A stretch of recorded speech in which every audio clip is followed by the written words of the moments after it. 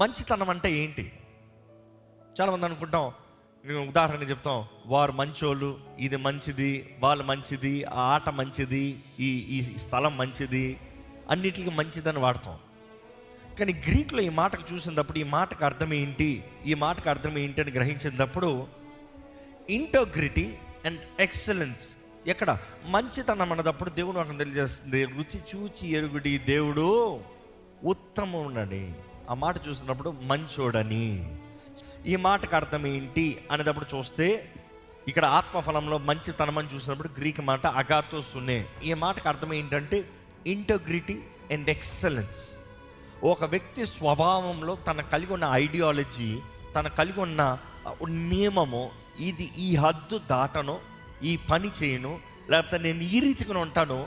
మనుషుడు మారినా, కాలము మారినా, నా చుట్టూ ఉన్నవారు మారినా కూడా నేను ఇదే రీతిగా ఉంటాను అని ఒక నియమము ప్రకారము జీవించే వ్యక్తి.